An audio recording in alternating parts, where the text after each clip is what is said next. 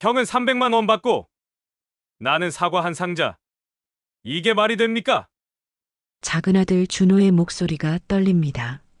순자는 두 손을 모은 채 아들 앞에 서지만 끝내 아무 말도 하지 못합니다. 그러나 아무도 몰랐습니다. 그 평범한 사과 상자 안에 가족의 운명을 뒤흔들 작은 열쇠 하나가 숨어 있었다는 걸. 세상은 돈의 액수로 사랑을 재단했지만 진실은 누구도 보지 못한 곳에 있었죠. 그날 순자가 침묵을 택한 이유. 그 속엔 모두가 몰랐던 5년간의 비밀이 숨어 있었습니다. 이야기 시작하기 전에 구독과 좋아요는 무료니까 꼭 눌러주시고 댓글로도 응원해주세요. 영상을 만드는데 정말 큰 힘이 됩니다. 서울 은평구 낡은 다세대 주택 2층 72살 김순자의 집입니다.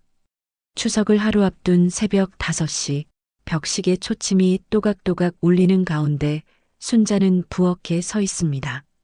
전기밥솥에서 김이 모락모락 피어오르고 시루에서는 쌀가루 익는 냄새가 온 집안을 감쌉니다.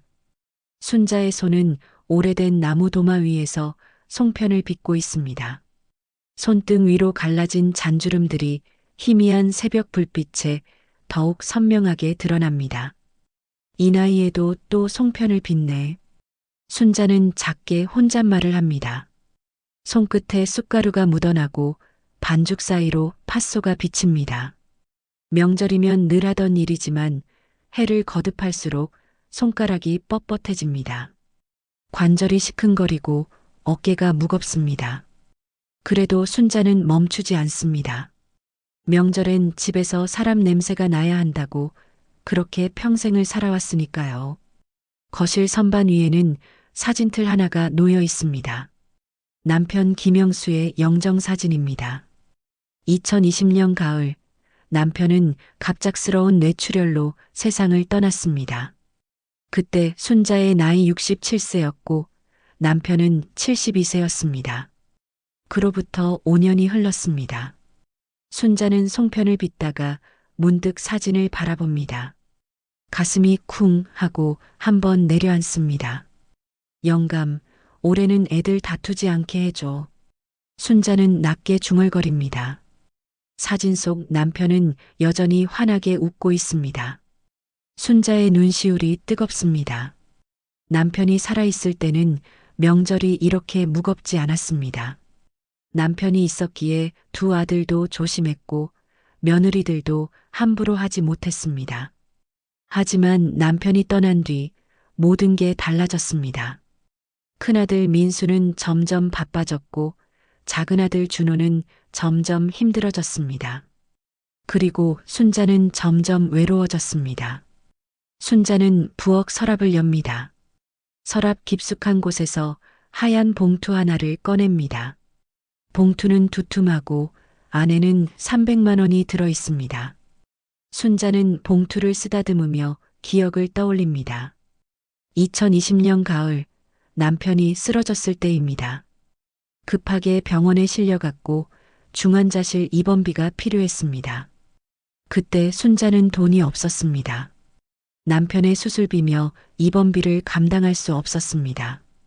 그때 큰아들 민수가 조용히 병원비를 대신 냈습니다. 300만 원이었습니다. 민수는 어머니에게 말하지 않았습니다. 병원 측에서 조용히 처리했고 순자는 나중에서야 그 사실을 알았습니다. 병원 청구서를 정리하다가 우연히 발견한 것입니다. 민수의 카드로 결제된 영수증이었습니다. 순자는 민수에게 갚겠다고 했지만 민수는 괜찮다고 했습니다. 어머니, 그런 거 신경 쓰지 마세요. 아버지 병원비인데요. 민수는 담담하게 말했습니다. 하지만 순자는 알고 있었습니다. 그 돈이 민수에게도 작은 돈이 아니었다는 것을요. 당시 민수는 집을 새로 장만한 직후였고 대출금을 갚느라 빠듯했습니다. 그래서 순자는 5년 동안 조금씩 모았습니다. 남편의 보험금 중 일부를 따로 빼두고 생활비를 아껴가며 300만 원을 만들었습니다. 민수야, 이제는 갚을 때가 됐어. 순자는 봉투를 가슴에 꼭 안습니다. 내일 추석 아침에 민수에게 건넬 것입니다. 늦었지만 이제라도 갚아야 합니다. 순자는 그렇게 생각합니다. 순자는 다시 서랍을 뒤집니다. 이번엔 평범한 골판지 상자를 꺼냅니다. 부사 사과가 담긴 상자입니다. 겉보기엔 그저 평범한 명절 선물입니다. 하지만 순자는 압니다. 이 상자 안에 무엇이 숨어 있는지를요. 순자는 상자 뚜껑을 살짝 들춰봅니다. 뚜껑 안쪽 테이프로 고정된 작은 열쇠 하나가 보입니다. 은빛으로 반짝이는 작은 열쇠입니다. 준호야, 내 몫은 따로 있어. 내가 찾아야 해. 순자의 목소리에는 간절함이 묻어납니다. 이 열쇠는 지하 창고 문을 여는 열쇠입니다. 그리고 창고 안에는 낡은 나무함이 하나 있습니다. 그 안에는 통장과 도장, 그리고 남편의 낡은 사진이 들어 있습니다. 통장에는 1억 원이 들어 있습니다. 남편이 2019년 공장 폐업 보상금으로 받은 돈의 일부입니다. 남편은 그 돈을 준호를 위해 따로 빼두었습니다. 준호는 형보다 힘들게 살 거야. 그때를 위해 남겨두자. 남편은 생전에 그렇게 말했습니다. 순자는 남편의 뜻을 지켰습니다. 5년 동안 아무에게도 말하지 않았습니다. 민수에게도 준호에게도요. 이제 그 비밀을 풀어줄 때가 됐습니다. 하지만 순자는 직접 말하지 않을 것입니다. 준호가 스스로 찾아야 합니다. 사과 상자 뚜껑을 열어보고 열쇠를 발견하고 창고를 찾아가야 합니다. 그래야 준호도 그 돈의 의미를 알 것입니다. 정답은 주머니가 아니고 마음에 있단 걸 이제는 알게 해줘. 순자는 봉투와 사과 상자를 탁자 아래 숨겨둡니다. 아무도 모르게 조용히 천천히. 그리고 다시 송편을 빚기 시작합니다. 손이 떨립니다. 가슴이 두근거립니다. 내일이면 모든 게 시작됩니다. 새벽 6시 송편이 다 쪄졌습니다. 순자는 송편을 식히며 창밖을 바라봅니다. 동이 트고 있습니다. 하늘이 조금씩 밝아옵니다. 순자는 생각합니다. 민수는 어떤 얼굴을 할까? 준호는 열쇠를 발견할까? 며느리들은 뭐라고 할까? 순자는 두 아들을 떠올립니다. 민수는 46세입니다. 1979년에 태어났습니다. 순자가 26세 때 낳은 아들입니다. 민수는 어릴 때부터 똑똑했습니다. 공부도 잘했고 성격도 차분했습니다. 대학을 나와 대기업에 입사했고 지금은 부장입니다. 겉으로 보기엔 성공한 아들입니다. 하지만 순자는 압니다. 민수도 힘들다는 것을요. 회사에서 살아남으려 애쓰고 집에서도 며느리 눈치를 보고 아이들 교육비에 쪼들린다는 것을요. 준호는 42세입니다. 1983년에 태어났습니다.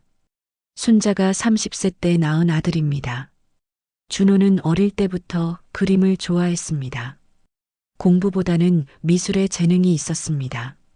미대를 나와 디자이너가 됐지만 프리랜서라 수입이 불안정합니다.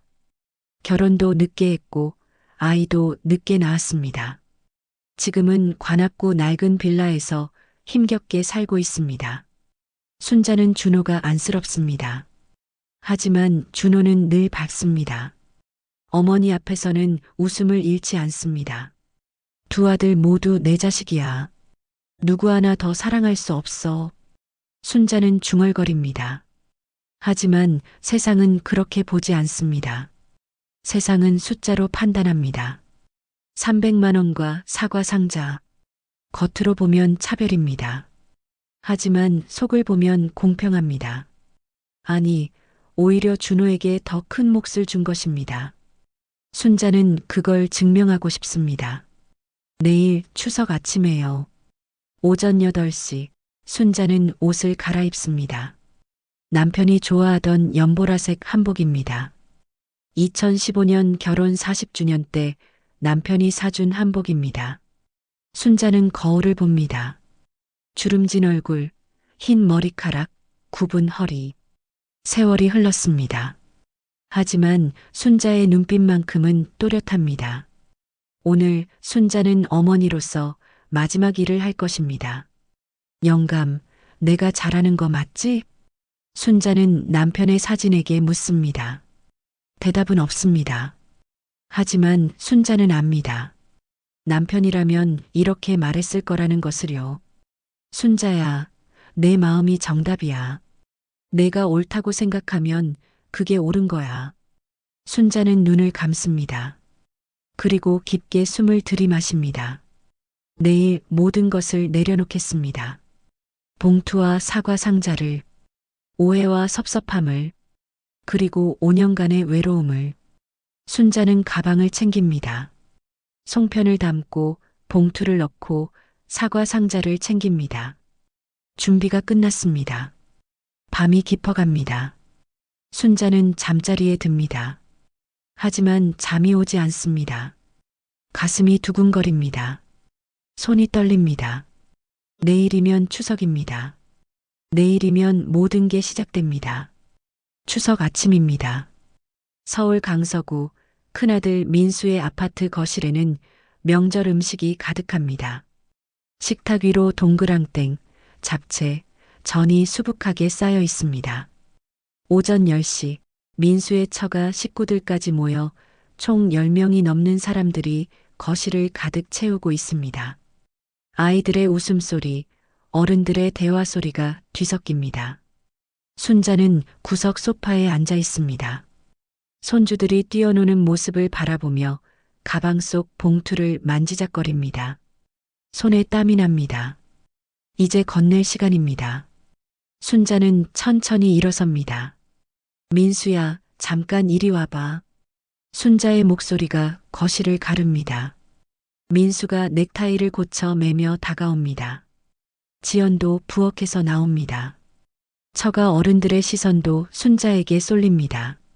순자는 가방에서 하얀 봉투를 꺼냅니다. 두툼한 봉투입니다. 테이블 위에 조용히 놓입니다. 민수야, 이건 내 아버지 쓰러졌을 때 내가 혼자 썼던 돈이야. 늦었지? 순자의 목소리가 떨립니다. 민수의 눈빛이 순간 흔들립니다. 2020년 가을, 아버지의 병원비를 대신 냈던 그날이 떠오릅니다. 300만 원. 당시 민수는 집을 새로 장만한 직후였고 그 돈이 결코 작지 않았습니다. 하지만 민수는 어머니에게 말하지 않았습니다. 아들로서 당연한 일이라고 생각했습니다. 그때 내가 병원비를 감당했어. 엄마가 모른 척했지. 미안하다. 순자의 눈시울이 붉어집니다. 민수는 봉투를 바라봅니다. 가슴이 뭉클합니다. 5년 동안 어머니는 이걸 준비했구나. 민수는 봉투를 집어듭니다. 하지만 옆에 있던 지연의 시선이 먼저 봉투에 꽂힙니다. 300만 원. 지연이 작게 중얼거립니다. 지연의 눈빛이 미묘하게 변합니다. 처가 어머니도 봉투를 힐끗 봅니다. 순자는 그 시선들을 느낍니다. 가슴이 철렁 내려앉습니다. 하지만 순자는 말을 잇습니다. 숫자는 크지 않아. 하지만 그때의 고마움은 컸다. 받아라. 민수가 봉투를 받습니다. 순자의 손을 꼭 잡습니다. 민수의 눈가에 물기가 맺힙니다. 하지만 주변의 시선들이 부담스럽습니다. 지연은 아무 말도 하지 않지만 표정이 굳어 있습니다. 처가 식구들은 수군거립니다. 오후 3시 순자는 관악구 작은아들 준호의 집으로 향합니다. 낡은 빌라 계단을 오르며 순자는 숨을 고릅니다. 가슴이 두근거립니다. 이제 준호에게 줄 차례입니다. 초인종을 누르자 준호가 문을 엽니다. 어머니, 오셨어요? 준호는 밝게 웃습니다. 작은 며느리 소연도 앞치마를 두르고 나옵니다. 거실에는 아이 장난감이 여기저기 흩어져 있고 식탁 위에는 간단한 명절 음식이 놓여 있습니다. 민수네와 비교하면 초라합니다. 하지만 따뜻합니다. 준호야, 이건 사과야. 순자는 가방에서 골판지 상자를 꺼냅니다. 부사 사과가 담긴 평범한 상자입니다. 준호는 상자를 받아듭니다. 무겁습니다. 순자는 준호의 눈을 바라봅니다. 겉만 보면 억울하겠지. 겉만 보면 다 오해하지. 근데 준호야, 안을 봐야 해. 꼭 안을 봐. 순자의 목소리에는 간절함이 담겨 있습니다. 준호는 어리둥절한 표정으로 고개를 끄덕입니다. 고마워요, 어머니. 사과 좋아하는데. 준호는 웃으며 상자를 부엌으로 가져갑니다. 하지만 소연의 표정은 다릅니다. 소연의 얼굴에 미묘한 실망이 스칩니다. 민수 형님네는 봉투를 받았다는 얘기를 들었습니다.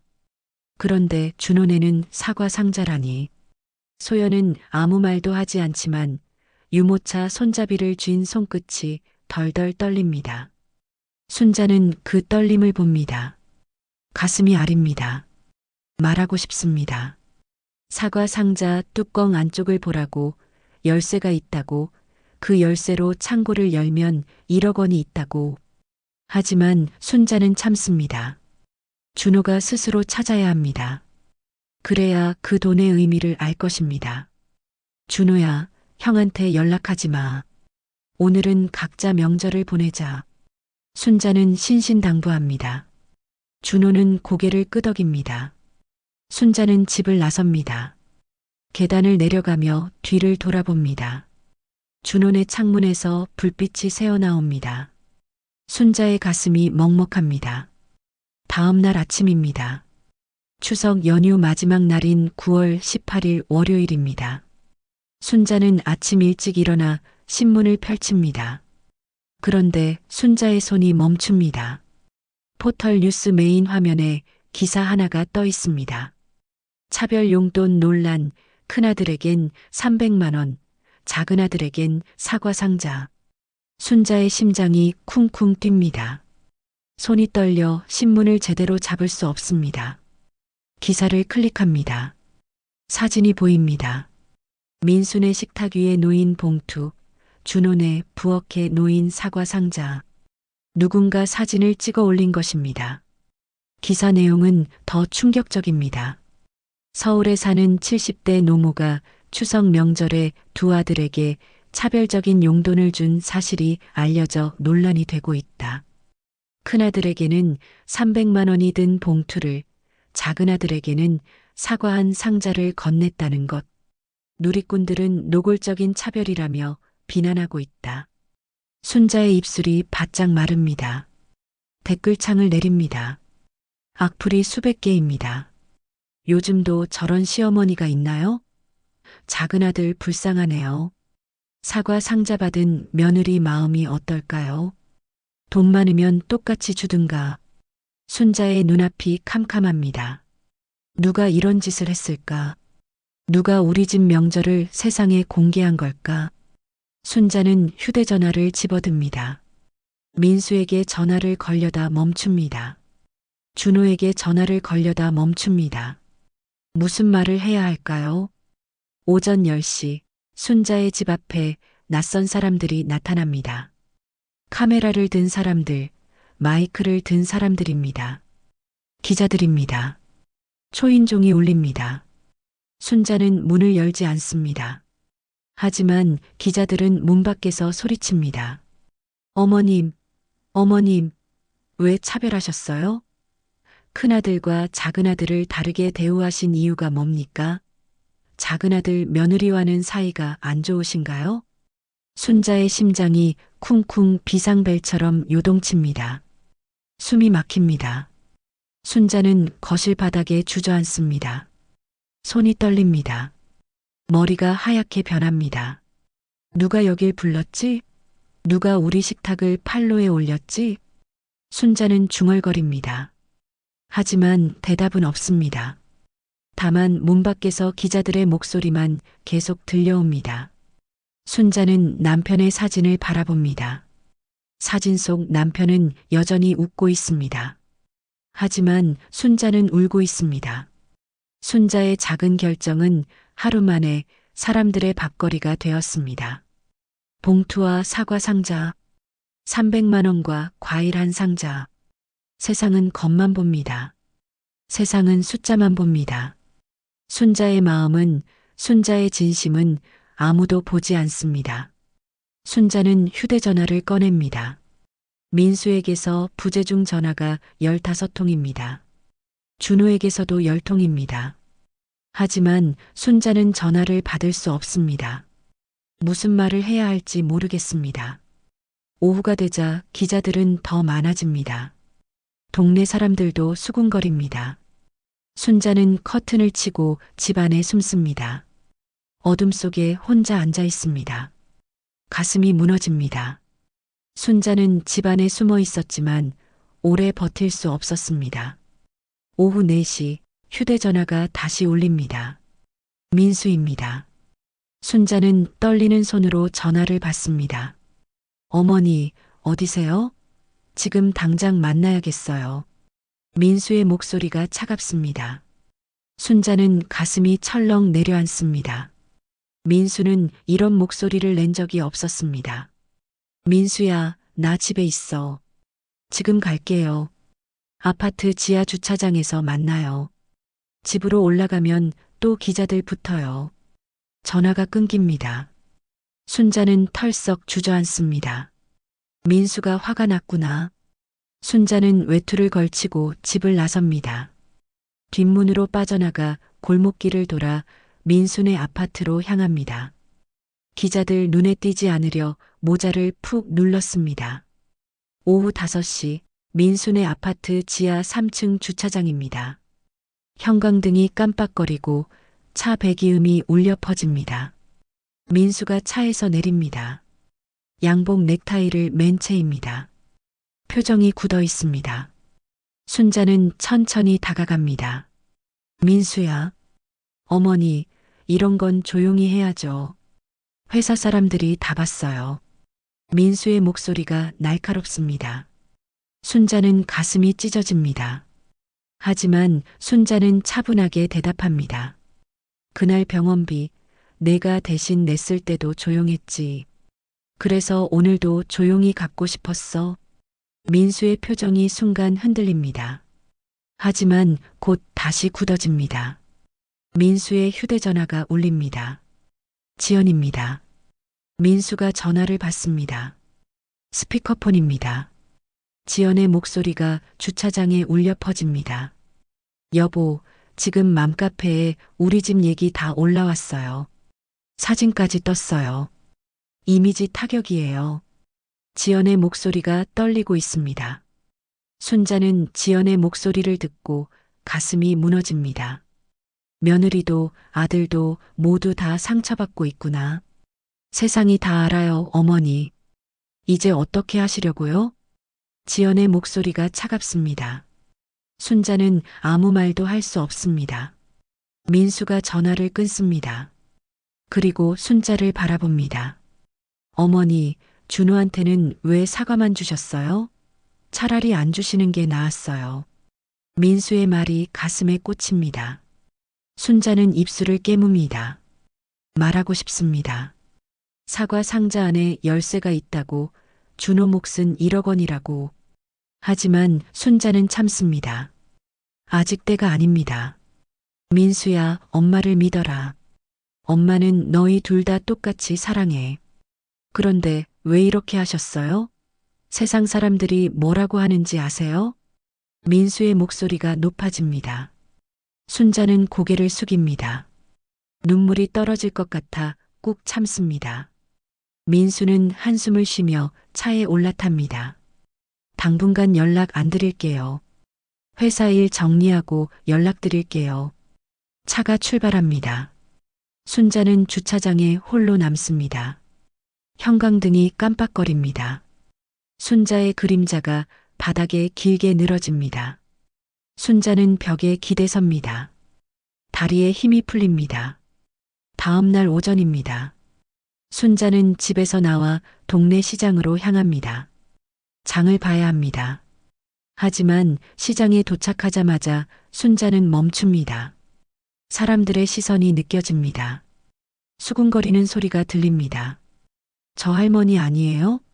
뉴스에 나온. 맞아. 큰아들은 돈봉투 주고 작은아들은 사과 상자 준. 야채가게 아주머니와 과일가게 아저씨가 작게 속삭입니다. 하지만 순자의 귀에는 또렷하게 들립니다. 순자는 고개를 숙이고 빠르게 걷습니다. 생선 가게 앞을 지나갑니다. 요즘도 그런 시어머니가 있나? 작은 며느리 속 터지겠네. 말은 칼보다 빠릅니다. 상처는 보여주지도 않고 깊어집니다. 순자는 장바구니를 꼭 쥐고 걷습니다. 눈물이 흐를 것 같아 고개를 더 숙입니다. 과일 가게 앞을 지나다 순자는 멈춥니다. 사과 상자가 쌓여 있습니다. 준호에게 준 것과 똑같은 상자입니다. 순자는 사과 상자를 바라봅니다. 사람들은 덮개만 봅니다. 안을 보지 않습니다. 순자는 상자를 만져봅니다. 차갑습니다. 할머니, 사과 사실 거예요? 과일 가게 주인이 묻습니다. 순자는 고개를 젓습니다. 그리고 돌아섭니다. 더 이상 장을 볼 수 없습니다. 순자는 빈 장바구니를 들고 집으로 돌아갑니다. 오후 7시 순자는 준호네 집 앞에 서 있습니다. 초인종을 누릅니다. 준호가 문을 엽니다. 순자를 보자 표정이 어둡습니다. 어머니, 들어오세요. 거실에는 소연도 앉아 있습니다. 분위기가 무겁습니다. 순자는 소파에 앉습니다. 준호가 먼저 입을 엽니다. 어머니, 우리도 서운해요. 솔직히 준호의 목소리가 떨립니다. 순자는 가슴이 무너집니다. 소연이 말을 잇습니다. 형님한테는 300만 원 주시고 우리한테는 과일이라니. 저희가 뭘 잘못했나요? 소연의 눈시울이 붉어집니다. 순자는 두 사람을 바라봅니다. 말하고 싶습니다. 사과 상자 뚜껑을 열어보라고. 안쪽에 열쇠가 있다고. 그 열쇠로 창고를 열면 1억 원이 있다고. 순자는 입을 엽니다. 준호야, 사과 상자 뚜껑 안을 봤니? 준호와 소연이 서로를 봅니다. 두 사람의 동공이 흔들립니다. 순자는 계속 말하려다 멈춥니다. 아직 때가 아닙니다. 준호가 스스로 찾아야 합니다. 순자는 입술을 깨뭅니다. 열어보라는 말을 끝내 삼킵니다. 어머니, 무슨 말씀이세요? 준호가 묻습니다. 순자는 고개를 젓습니다. 아니야, 아무것도 아니야. 엄마가 잠깐 착각했어. 순자는 일어섭니다. 더 이상 견딜 수 없습니다. 준호네 집을 나섭니다. 계단을 내려가며 뒤를 돌아봅니다. 준호네 창문에서 불빛이 새어나옵니다. 순자의 눈에서 눈물이 흐릅니다.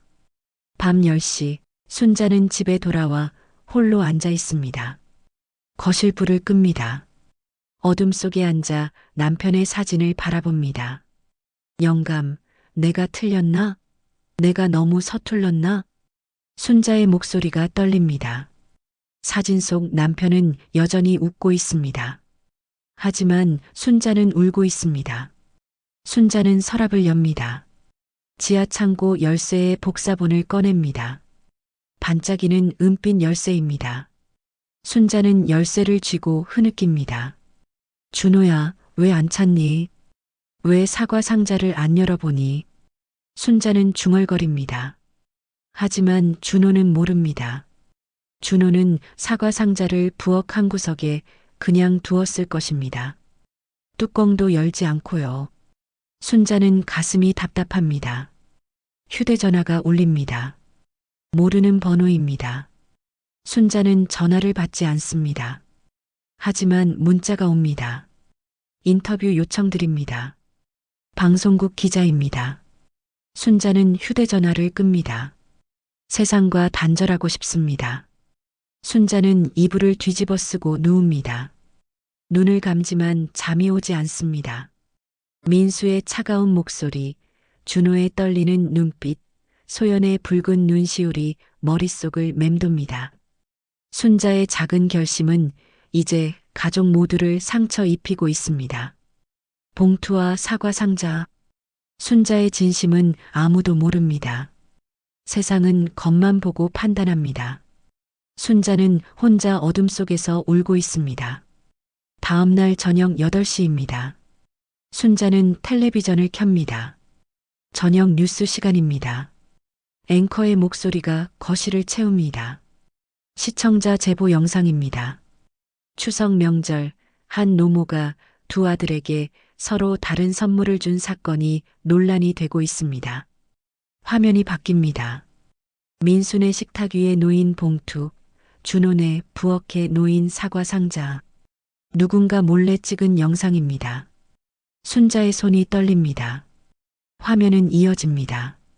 봉투를 받는 민수의 모습, 사과 상자를 받는 준호의 모습. 맥락은 잘려나가고 장면만 이어 붙여졌습니다. 맥락은 자르고 장면은 이어 붙이고. 순자는 중얼거립니다. 앵커가 계속 말합니다. 큰아들에게는 300만 원이 든 봉투를, 작은아들에게는 사과 한 상자를 건넸다는 이 노모에게 비난이 쏟아지고 있습니다. 순자의 심장이 한 박자씩 느리게 내려앉습니다. 숨이 막힙니다. 화면 아래로 댓글이 흐릅니다. 차별 심하네요. 저런 부모가 있나요? 작은아들 불쌍해요. 순자는 리모컨을 떨어뜨립니다. 텔레비전을 끕니다. 하지만 이미 늦었습니다. 전국에 방송되었습니다. 순자는 소파에 주저앉습니다. 내가 틀린 걸까? 아니면 세상이 서두른 걸까? 순자는 남편의 사진을 바라봅니다. 2020년 남편이 떠나기 직전 병상에서 했던 말이 떠오릅니다. 순자야, 준호한테 돈을 줄 때는 직접 말하지 마. 준호가 스스로 찾게 해. 그래야 그 돈의 무게를 알아. 공짜로 받으면 고마운 줄 모르거든. 남편의 목소리가 귓가에 맴돕니다. 순자는 남편의 뜻을 지키고 있습니다. 준호가 스스로 사과 상자를 열어보고 뚜껑 안쪽의 열쇠를 발견하고 창고를 찾아가야 합니다.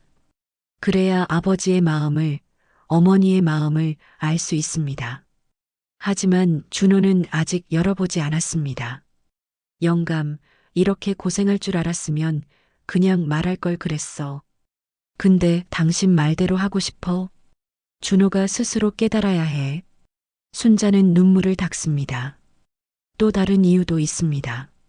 만약 지금 준호에게 말하면 민수가 알게 됩니다. 큰아들은 300만 원, 작은아들은 1억 원. 민수가 그 사실을 알면 어떻게 될까요? 형제 간 갈등이 더 깊어질 것입니다. 민수는 상처받을 것입니다. 그래서 순자는 참고 있습니다. 때가 되면 모든 게 제자리를 찾을 것입니다. 다음 날 아침입니다. 민수의 회사, 강남 오피스 빌딩 12층입니다. 민수는 책상에 앉아 서류를 보고 있습니다. 하지만 집중이 되지 않습니다. 옆자리 동료가 휴대전화를 보며 킥킥거립니다. 야, 이거 봐. 추석 차별용돈 사건. 민수의 귀가 쫑긋합니다. 동료가 화면을 보여줍니다.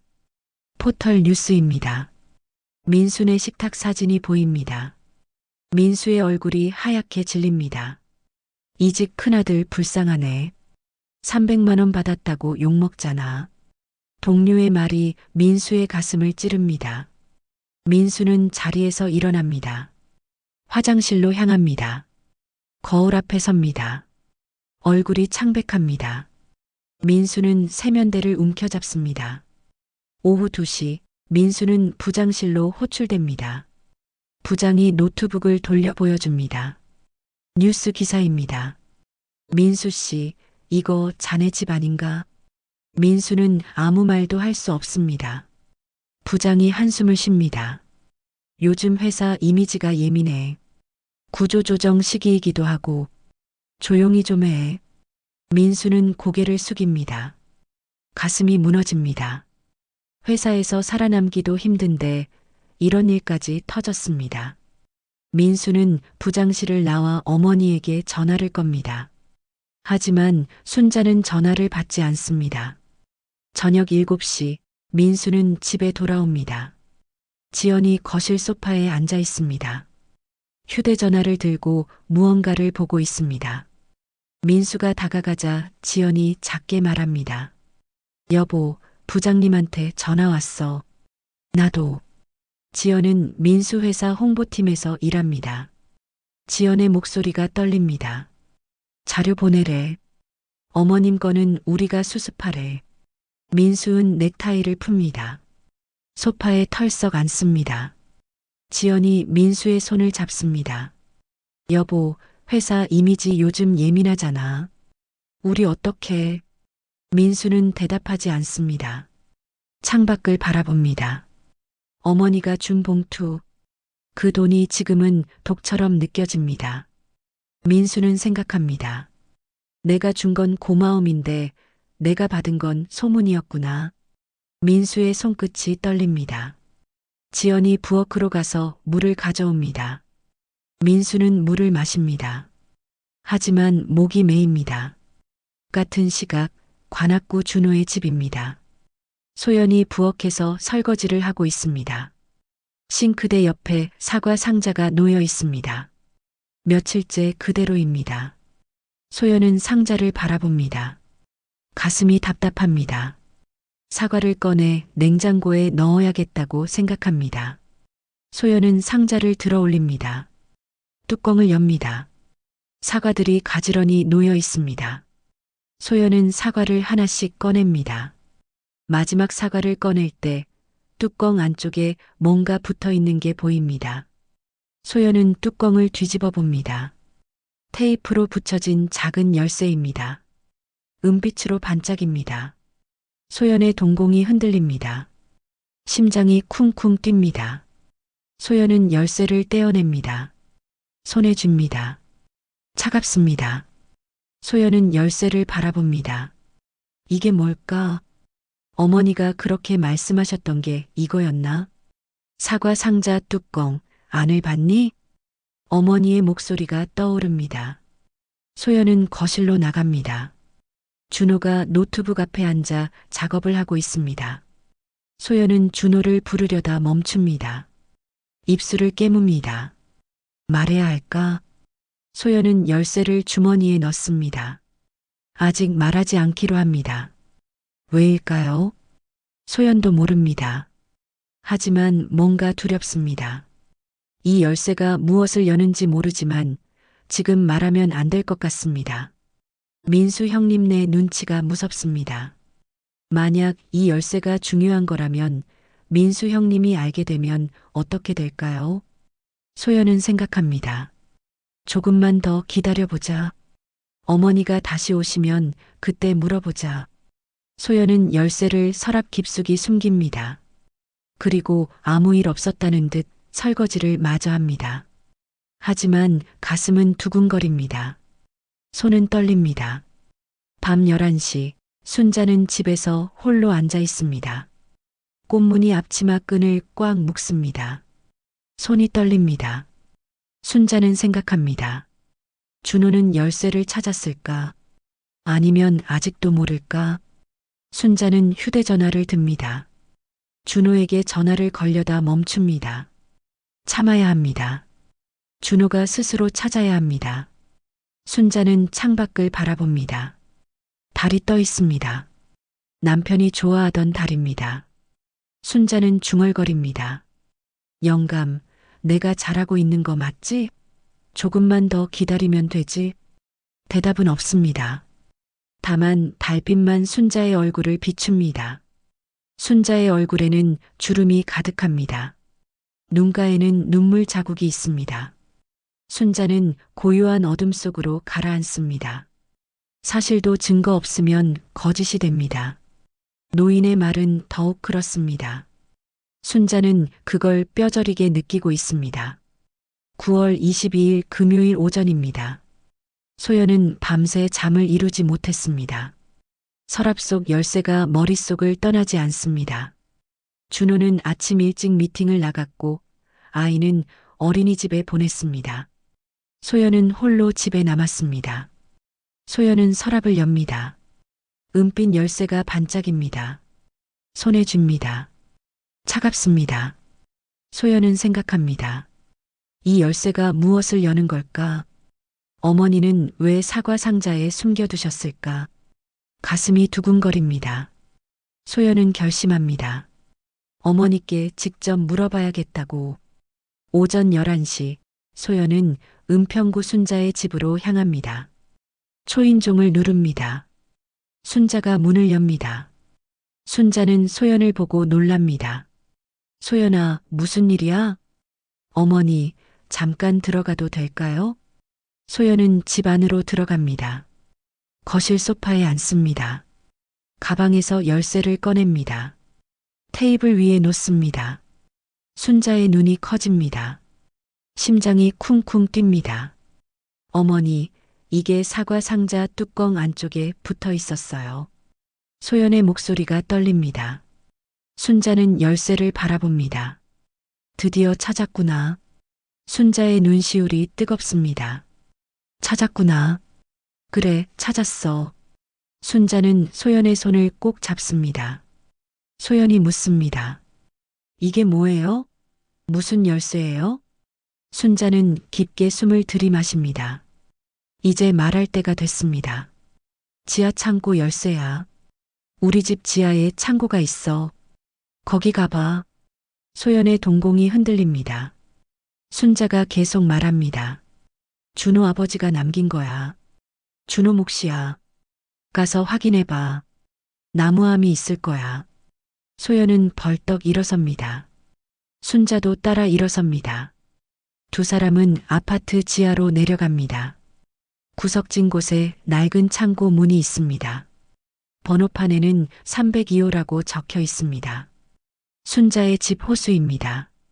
소연이 열쇠를 꽂습니다. 찰칵 문이 열립니다. 먼지 냄새가 확 밀려옵니다.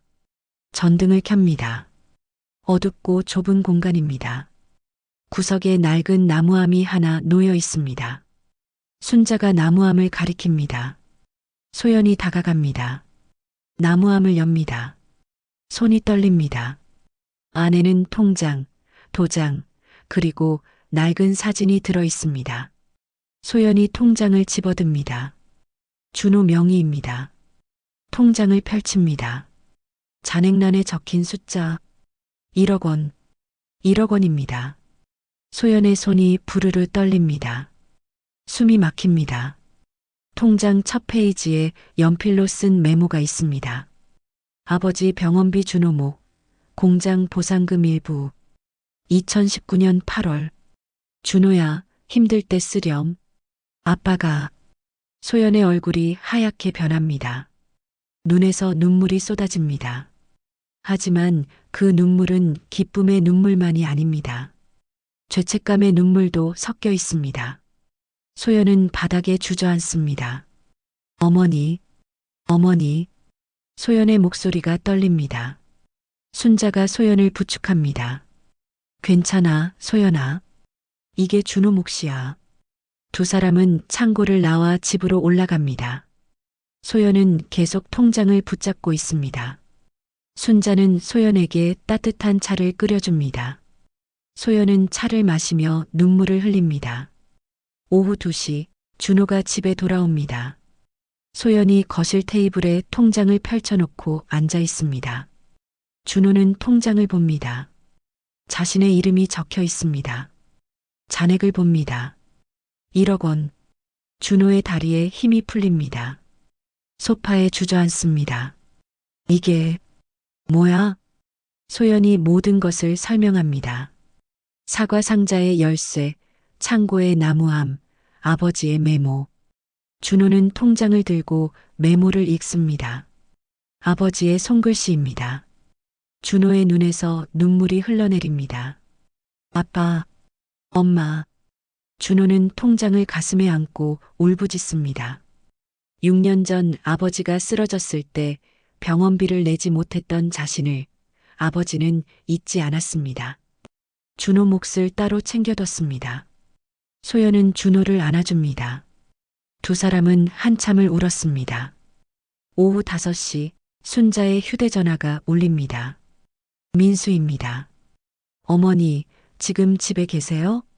가족회의 해야겠어요. 다 모여야 해요. 급해요. 민수의 목소리가 다급합니다. 순자는 가슴이 철렁 내려앉습니다. 무슨 일이야? 회사에서 난리예요. 도대체 누가 이 사진을 찍어서 유출한 건지 알아내야 해요. 당장 모여야겠어요. 민수의 목소리에 분노가 섞여 있습니다. 순자는 전화를 끊고 준호에게 연락합니다. 모두 모이기로 합니다. 오후 8시 순자의 집 거실에 가족이 모입니다. 민수와 지연, 준호와 소연. 네 사람이 긴장한 표정으로 앉아 있습니다. 민수가 먼저 입을 엽니다.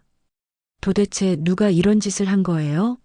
누가 사진을 찍어서 인터넷에 올린 거냐고요. 민수의 목소리가 높아집니다. 순자는 민수를 바라봅니다. 지연도 팔짱을 끼고 앉아 있습니다. 회사에서 난리예요. 구조조정 시기에 이런 일이 터져서 저 찍혔어요. 누가 한 건지 밝혀야 해요. 민수의 얼굴이 붉게 달아올라 있습니다. 거실이 무겁게 가라앉습니다. 그때 소연이 천천히 일어섭니다. 손이 떨립니다. 형님, 저예요. 소연의 목소리가 작습니다. 민수가 소연을 쳐다봅니다. 뭐? 제가 맘카페에 글을 올렸어요. 사진도 찍어서 올렸어요. 거실이 조용해집니다. 민수의 눈이 커집니다. 지연도 입을 벌립니다. 소연이 계속 말합니다. 형님은 300만 원 받으셨는데 저희는 사과만 받아서 너무 서운했어요. 맘카페에 위로받고 싶어서 제가 예민한 건지 확인받고 싶어서 글을 올렸어요. 근데 글이 확산되고 사진이 퍼지고 뉴스까지 나갈 줄은 정말 몰랐어요. 소연은 눈물을 흘리며 순자 앞에 무릎을 꿇습니다. 어머니, 죄송해요. 제가 너무 못났어요. 일이 이렇게 커질 줄 몰랐어요. 용서해 주세요. 소연은 바닥에 엎드려 울부짖습니다. 민수는 소파에 주저앉습니다. 손으로 얼굴을 감싸줍니다. 지연은 말을 잇지 못합니다. 준호가 통장을 꺼냅니다. 테이블 위에 놓습니다. 민수와 지연이 통장을 봅니다. 준호 명의 1억 원. 민수의 얼굴이 하얗게 질립니다. 이게 뭐예요? 지연이 떨리는 목소리로 묻습니다. 준호가 설명합니다. 사과 상자 뚜껑 안쪽에 열쇠가 붙어 있었어. 소연이 찾았어. 그 열쇠로 어머니 집 지하 창고를 열었더니 아버지가 남긴 나무함이 있었어. 안에 이 통장이 있었어. 1억 원. 아버지가 2019년 공장 보상금 중 일부를 내 몫으로 남겨두신 거야. 민수는 통장을 바라봅니다. 손이 떨립니다. 지연의 입이 떡 벌어집니다. 순자는 소연을 일으켜 세웁니다. 일어나, 소연아. 넌 몰랐어. 괜찮아. 하지만 순자의 눈에서 눈물이 흐릅니다. 민수는 통장을 내려놓고 어머니를 봅니다. 어머니, 저 정말 몰랐어요. 민수의 목소리가 떨립니다. 순자는 두 아들을 바라봅니다. 가슴이 무너집니다. 진실이 드러났습니다. 오해가 풀렸습니다. 하지만 상처는 더 깊어졌습니다. 거실의 침묵이 깁니다. 민수는 테이블 위에 통장을 바라보고 있습니다. 준호 명의 1억 원. 숫자가 눈에 들어올 때마다 가슴이 답답합니다. 민수는 천천히 고개를 듭니다. 어머니를 봅니다. 어머니, 이게 무슨 뜻이에요? 민수의 목소리가 낮게 깔립니다. 순자는 민수를 바라봅니다. 순자의 입술이 떨립니다. 내 아버지가 준호 몫으로 남긴 거야. 2019년에 왜 준호만요? 민수의 목소리가 조금 높아집니다. 지연이 민수의 팔을 잡습니다. 하지만 지연도 같은 마음입니다. 지연이 조심스럽게 묻습니다. 어머니, 저희가 아버님 병원비 300만 원 냈잖아요. 그거 갚아주신 게 전부예요? 순자는 대답하지 못합니다. 지연이 계속 말합니다.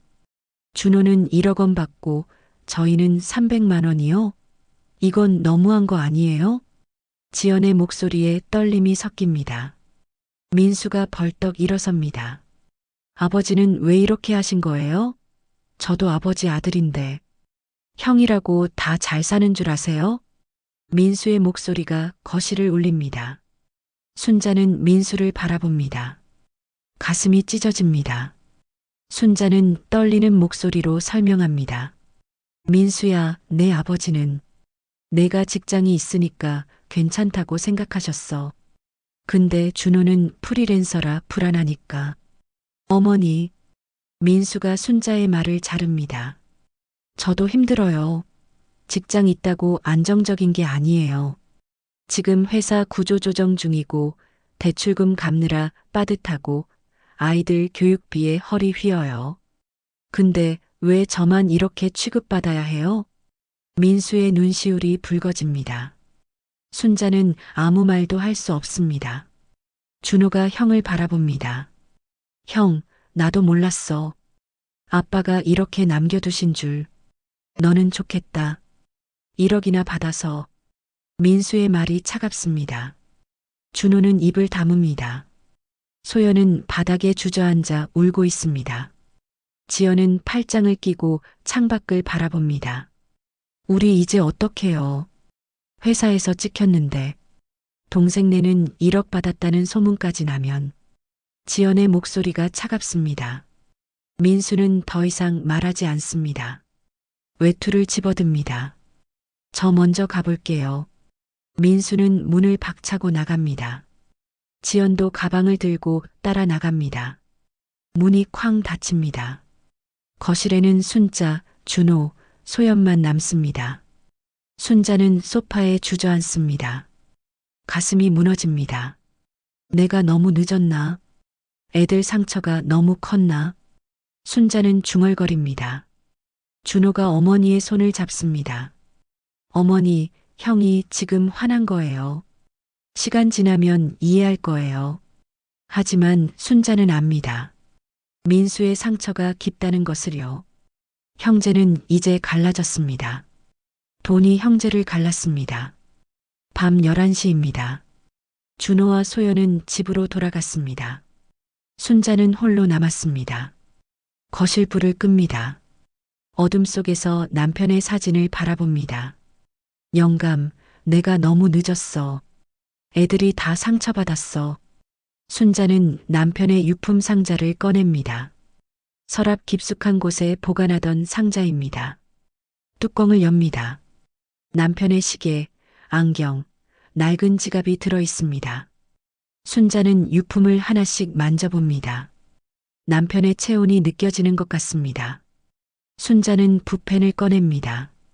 편지지를 펼칩니다. 유언 보충장을 쓰기로 합니다. 손이 떨리다가 이내 멈춥니다. 사람은 마음을 남겨야 산다. 순자는 천천히 글을 쓰기 시작합니다. 두 아들에게 그리고 자라나는 손주에게 사과의 의미를, 봉투의 의미를, 아버지의 마음을 담습니다. 한 글자 한 글자 정성스럽게 씁니다. 다음 날 오전입니다. 9월 23일 토요일입니다. 순자는 준호네 집을 방문합니다. 초인종을 누르자 손녀가 문을 엽니다. 6살 손녀입니다. 순자를 보자 방긋 웃습니다. 할머니. 손녀가 순자의 치마를 잡아당깁니다. 순자는 무릎을 굽혀 손녀와 눈높이를 맞춥니다. 손녀가 작은 손에 사과 하나를 들고 있습니다. 깨끗이 닦아진 빨간 사과입니다. 할머니, 이거 드세요. 달아요. 손녀가 사과를 건넵니다. 순자의 눈동자가 미세하게 흔들립니다. 가슴이 둥 울립니다. 순자는 사과를 받아듭니다. 손녀의 따뜻한 손이 느껴집니다. 고마워, 우리 손녀. 순자는 손녀를 안아줍니다. 눈시울이 뜨겁습니다. 상처를 낫게 하는 건 달달한 것입니다. 그걸 아이가 먼저 압니다. 순자는 사과를 한 입 베어 물습니다. 달콤합니다. 손녀가 킥킥 웃습니다. 저녁 7시입니다. 순자는 집에서 저녁을 차리고 있습니다. 혼자 먹을 저녁이지만 정성스럽게 준비합니다. 된장찌개를 끓이고 김치를 꺼내고 밥을 짓습니다. 초인종이 울립니다. 순자는 앞치마를 두르고 문을 엽니다. 민수입니다. 어머니, 들어가도 돼요? 민수의 목소리가 조용합니다. 순자는 고개를 끄덕입니다. 민수가 들어와 거실 소파에 앉습니다. 순자는 물을 가져다 줍니다. 민수는 물을 마시지 않습니다. 그저 컵을 들고 있을 뿐입니다. 어머니, 죄송해요. 어제 화를 냈어요. 민수의 목소리가 떨립니다. 순자는 민수 옆에 앉습니다. 민수가 계속 말합니다. 저도 힘들었어요. 회사에서 구조조정 명단에 제 이름 올라갔어요. 집 대출금 아직 많이 남았고 아이들 학원비며 교육비에 월급 다 나가요. 지연이도 회사 다니지만 빠듯해요. 그런데 이런 일까지 터지니까 정신이 없었어요. 민수의 눈시울이 붉어집니다. 순자는 민수의 손을 잡습니다. 내가 큰 배를 모는 줄 알았다. 근데 바람 앞에 촛불이었구나. 순자의 목소리가 떨립니다. 민수가 고개를 숙입니다. 눈물이 떨어집니다. 어머니, 저도 무서워요. 직장 잃으면 어떡하나. 집 빼앗기면 어떡하나. 매일 그 생각뿐이에요. 민수는 처음으로 어머니 앞에서 약한 모습을 보입니다. 순자는 민수를 안아줍니다. 민수는 어머니 품에서 웁니다. 46살 중년 남자가 어머니 품에서 아이처럼 웁니다. 사람은 넘어질 수 있어. 근데 민수야, 발로 밟으면 죄가 돼. 내가 동생을 밟으면 안 돼. 순자의 말에 민수는 고개를 끄덕입니다. 한참을 울고 나서 민수는 얼굴을 닦습니다. 순자는 부엌으로 가서 밥상을 차립니다. 민수와 마주 앉습니다. 두 사람은 조용히 밥을 먹습니다. 숟가락 부딪히는 소리만 울립니다. 어머니, 준호한테 사과할게요. 그리고 아버지 뜻대로 살게요. 민수의 말에 순자는 눈물을 닦습니다. 민수가 집을 나섭니다. 순자는 베란다에서 민수의 뒷모습을 바라봅니다. 민수가 점점 작아집니다. 순자는 결심합니다. 숨기지 않겠습니다. 그러나 모욕하지도 않겠습니다. 세상에 진실을 알리겠습니다. 순자는 편지를 다시 꺼냅니다. 맞았습니다. 내일 주민센터에 가겠습니다. 세상에 진실을 말하겠습니다. 9월 24일 일요일 오전입니다. 순자의 집 거실에 다시 가족이 모였습니다. 어젯밤 민수가 집을 나간 뒤 준호가 형에게 전화를 걸었습니다. 한 번만 더 만나자고 제대로 이야기하자고 말했습니다. 민수는 주저하다가 결국 고개를 끄덕였습니다. 오전 10시 민수와 지연이 문을 엽니다. 준호와 소연도 이미 와 있습니다. 네 사람이 마주 앉습니다. 순자는 부엌에서 차를 끓이고 있습니다. 준호가 먼저 입을 엽니다. 형, 어제 집에 가서 밤새 생각했어. 아버지가 나한테 1억을 남겨주신 건 정말 감사해. 근데 형도 힘든 거 알아. 회사 구조조정 대상에 올랐고 대출금도 많이 남았잖아. 준호는 테이블 위에 통장을 놓습니다. 그리고 종이 한 장을 꺼냅니다. 밤새 계산한 숫자들이 적혀 있습니다. 형, 우리 반씩 나누자. 내가 5천만 원, 형도 5천만 원. 아버지 뜻도 지키고 형도 도울 수 있어. 준호의 목소리가 떨립니다. 민수는 동생을 바라봅니다. 가슴이 뭉클합니다. 지연의 눈시울이 붉어집니다. 소연도 남편의 손을 꼭 잡습니다. 준호야. 민수의 목소리가 막힙니다. 준호가 계속 말합니다. 형, 우리 형제잖아. 아버지도 우리가 서로 돕길 바라셨을 거야. 나 혼자 다 갖는 건 아버지 뜻도 아니야. 민수는 고개를 숙입니다. 눈물이 떨어집니다.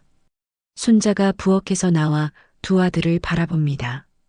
순자의 눈에서도 눈물이 흐릅니다. 민수야, 준호야. 순자는 두 아들 사이에 앉습니다. 두 아들의 손을 포개어 줍니다. 이제야 명절이 왔다. 순자의 목소리가 떨립니다. 민수와 준호가 서로를 봅니다. 민수가 동생의 손을 꼭 잡습니다. 고맙다, 준호야. 형이 미안해. 형, 우리 이제 다시 시작하자. 두 형제가 앉습니다. 오랜만에 진심으로 앉습니다.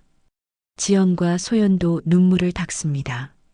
순자는 두 아들을 바라보며 남편의 사진을 떠올립니다. 영감, 이제 애들이 화해했어요. 다음 날 오후에 순자는 혼자 은평구 주민센터로 향합니다. 가방 속에는 유언 보충장과 통장 사본이 들어 있습니다. 순자는 결심했습니다. 세상에 진실을 알리겠다고. 주민센터 2층 회의실에서 공개 설명회가 열립니다. 동네 주민 30여 명이 모였습니다. 기자들도 몇 명 와 있습니다. 순자가 앞으로 나갑니다. 마이크를 잡습니다. 손이 떨립니다.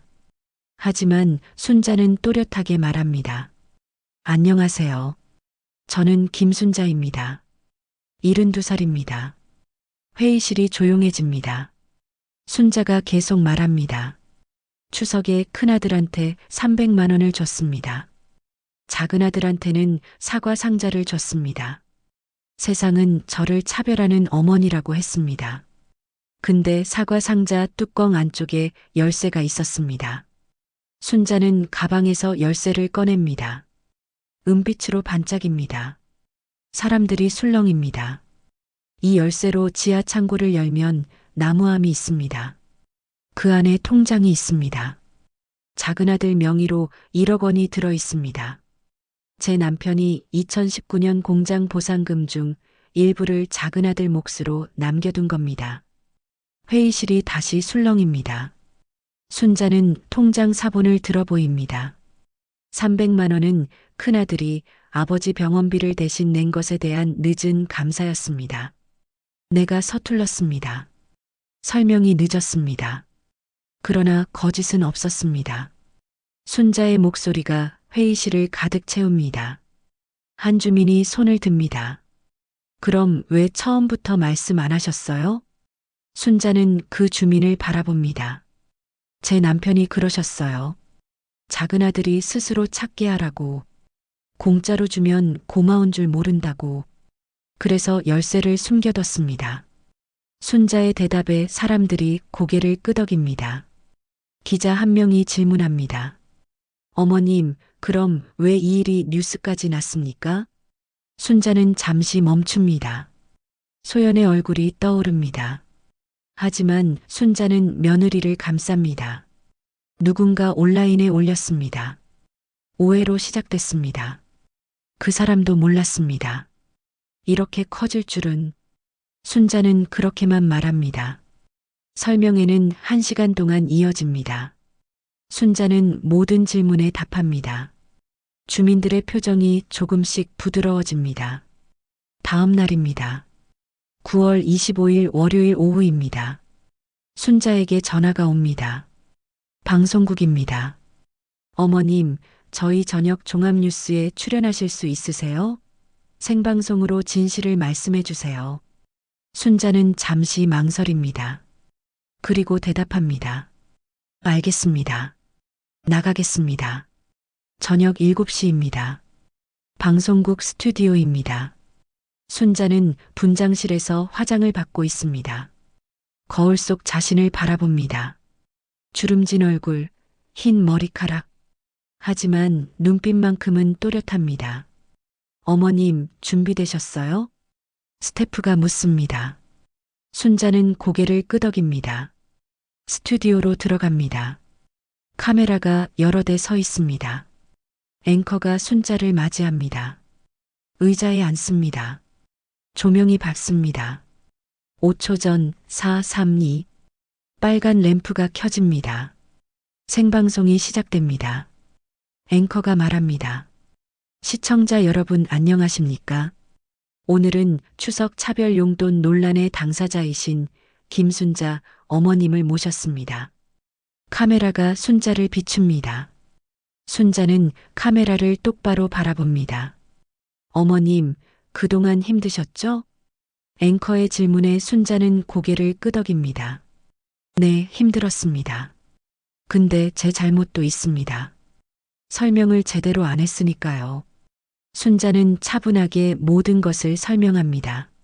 사과 상자의 열쇠, 지하 창고의 나무함, 1억 원의 통장, 그리고 남편의 마지막 부탁까지. 마지막으로 하실 말씀은요?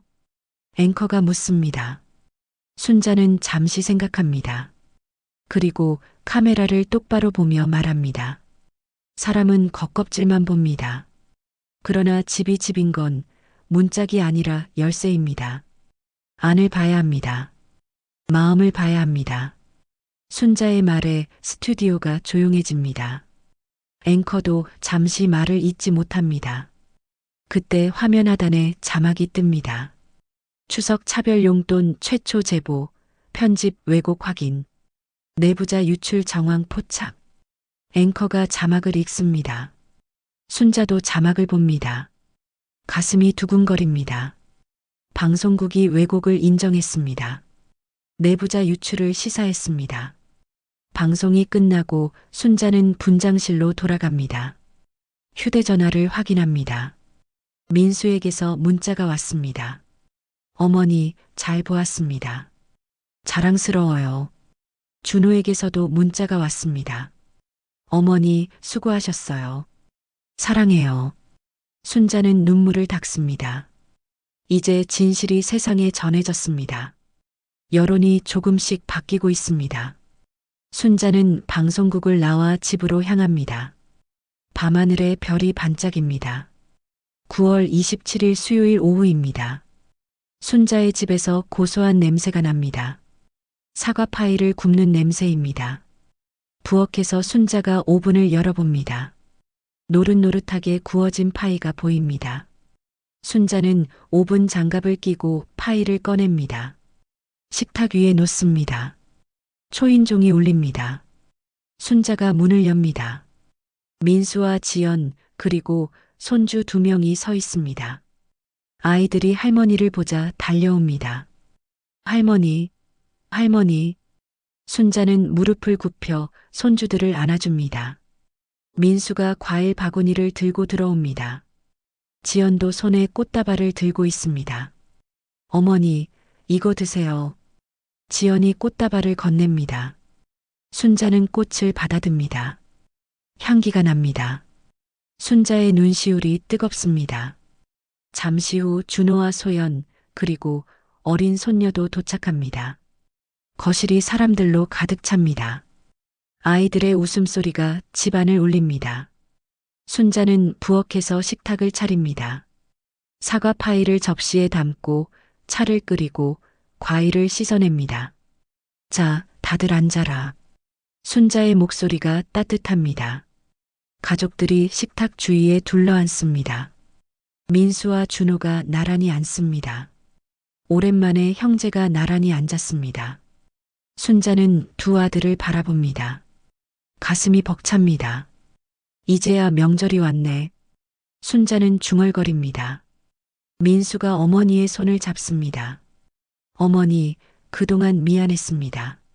준호도 어머니의 다른 손을 잡습니다. 어머니, 우리 이제 자주 올게요. 순자는 두 아들의 손을 꼭 쥡니다. 눈물이 흐릅니다. 하지만 이번엔 기쁨의 눈물입니다.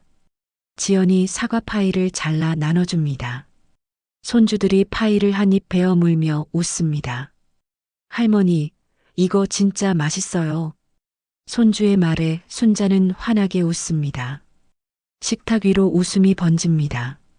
순자는 남편의 사진을 바라봅니다. 영감 보이죠? 애들이 다 모였어요. 9월 29일 금요일 오전입니다. 강남구 법무사 사무소입니다. 순자와 민수, 준호가 나란히 앉아 있습니다. 법무사가 서류를 펼칩니다.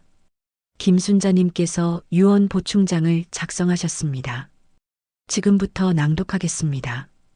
법무사가 안경을 고쳐 쓰고 서류를 읽기 시작합니다. 첫째, 김영수 명의로 남겨진 예금 1억 원은 작은 아들 준호 명의로 확정합니다. 단 두 아들이 합의하여 나눠 가질 수 있습니다. 준호와 민수가 서로를 봅니다. 이미 5대5로 나누기로 약속했습니다. 법무사가 계속 읽습니다. 둘째, 은평구 재개발 보상금의 절반은 손주들 교육 신탁으로 남깁니다. 새 손주가 고등학교 졸업할 때까지 학비로 사용합니다. 민수와 준호가 고개를 끄덕입니다. 법무사가 마지막 조항을 읽습니다. 셋째, 단 두 아들은 분쟁을 중단하고 1년간 매달 한 번 어머니 밥상을 함께 지킬 것. 이 조건을 어기면 모든 상속은 무효가 됩니다. 법무사가 서류를 내려놓습니다. 민수와 준호가 어머니를 봅니다. 순자는 두 아들을 바라봅니다. 돈의 조건이 아니라 밥상의 조건이야. 이게 우리 집의 법이야. 순자의 목소리가 떨립니다. 민수가 먼저 말합니다. 어머니, 1년이 아니라 평생 그렇게 할게요. 준호도 고개를 끄덕입니다. 형 말이 맞아요. 매달 한 번이 아니라 매주 한 번 가겠습니다. 순자는 두 아들을 안습니다. 법무사 사무소를 나오며 민수와 준호는 나란히 걷습니다. 형제의 어깨가 부딪힙니다. 준호야, 오늘 저녁에 형이 쏠게. 삼겹살 먹으러 가자. 형, 제가 쏠게요. 요즘 일 좀 잡혔어요. 두 형제가 웃습니다. 순자는 뒤에서 두 아들의 뒷모습을 바라봅니다. 가슴이 따뜻합니다. 10월 5일 목요일 오후입니다. 은평구 근린공원입니다. 가을 햇살이 따스합니다. 순자는 벤치에 앉아 하늘을 바라봅니다. 구름이 천천히 흘러갑니다. 순자의 심장이 고르게 뜁니다. 바람이 머리카락 사이로 스칩니다. 사람은 결국 밥상에서 다시 만나네. 사과는 달고 용서는 더 달아. 순자는 중얼거립니다. 멀리서 누군가 걸어옵니다. 민수와 준호입니다. 두 사람이 장바구니를 들고 있습니다. 순자를 보자 손을 흔듭니다. 어머니, 오늘은 우리가 전 부칠게요. 민수의 목소리가 공원에 울립니다. 순자는 벤치에서 일어섭니다. 두 아들에게 걸어갑니다. 준호가 장바구니를 들어 보입니다. 어머니, 부추며 호박이며 다 샀어요. 오늘은 막걸리도 한잔 하시죠. 순자는 환하게 웃습니다. 세 사람은 나란히 집으로 향합니다. 순자는 가운데 걷고 양옆으로 두 아들이 어머니를 감싸며 걷습니다. 순자의 눈빛에 물기가 맺힙니다. 하지만 이번엔 슬픔이 아닙니다. 행복입니다. 집에 도착해서 민수와 준호가 앞치마를 두릅니다. 부엌에서 부산하게 움직입니다. 호박을 썰고 부추를 씻고 반죽을 만듭니다. 순자는 거실에 앉아 두 아들의 뒷모습을 바라봅니다. 프라이팬에서 지글지글 소리가 납니다. 전이 익어가는 냄새가 집안을 가득 채웁니다. 어머니, 첫 번째 전 나왔습니다. 준호가 접시를 들고 나옵니다. 순자는 전을 집어듭니다. 한 입 베어 뭅니다. 고소합니다. 맛있다, 우리 아들들. 순자의 말에 민수와 준호가 환하게 웃습니다. 세 사람은 식탁에 둘러앉아 전을 먹습니다. 막걸리 잔을 부딪힙니다. 웃음소리가 끊이지 않습니다. 며칠 후입니다. 10월 12일 목요일 오전입니다. 은평구청 대강당입니다. 지역 주민 100여 명이 모였습니다. 무대 위로 순자가 올라갑니다. 구청장이 순자에게 훈장을 수여합니다. 김순자 어르신께서는 가족 간 오해와 갈등을 지혜롭게 해결하시고 형제 화합의 모범을 보여주셨습니다. 은평구 가족화에 공로상을 수여합니다. 구청장이 훈장을 순자의 가슴에 달아줍니다. 박수 소리가 대강당을 가득 채웁니다. 순자는 객석을 바라봅니다. 민수와 지연, 준호와 소연, 그리고 손주들이 앞줄에 앉아 박수를 치고 있습니다. 손주들이 환하게 웃습니다. 순자는 마이크 앞에 섭니다. 객석을 천천히 둘러봅니다. 그리고 조용히 말합니다. 세상은 때로 오해로 시작합니다. 하지만 끝은 사람으로 맺습니다. 겉만 보지 마세요. 안을 보세요. 숫자만 보지 마세요. 마음을 보세요. 그리고 가족이라면 밥상에서 다시 만나세요. 순자의 말에 대강당이 조용해집니다. 그리고 다시 박수가 터집니다. 순자는 무대에서 내려와 가족에게 갑니다. 민수와 준호가 어머니를 안아줍니다. 손주들이 할머니 치마를 잡아당깁니다. 할머니, 멋있어요. 손주의 말에 순자는 환하게 웃습니다. 순자는 가족들과 함께 구청을 나섭니다. 가을 햇살이 따뜻합니다. 바람이 불어옵니다. 나뭇잎이 떨어집니다. 순자는 하늘을 바라봅니다. 영감 봤죠? 우리 애들 다 잘 됐어요. 순자는 중얼거립니다. 민수와 준호가 어머니 양옆에 섭니다. 세 사람은 나란히 걸어갑니다. 순자의 얼굴에 평화가 깃들어 있습니다.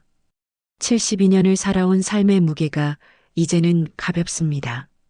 사과 한 상자에서 시작된 이야기는 이렇게 끝이 납니다. 오해와 상처, 갈등과 배신. 하지만 결국 남은 건 가족입니다.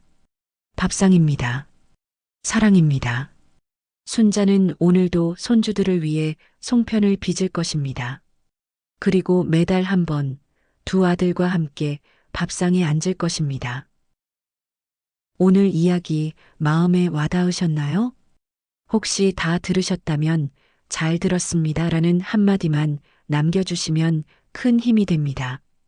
여러분의 하루에도 따뜻한 햇살 같은 순간들이 가득하길 바래요. 구독과 좋아요는 저에게 큰 힘이 됩니다. 다음 시간에는 더 깊고 감동적인 이야기로 찾아뵙겠습니다. 오늘도 함께 해주셔서 감사합니다.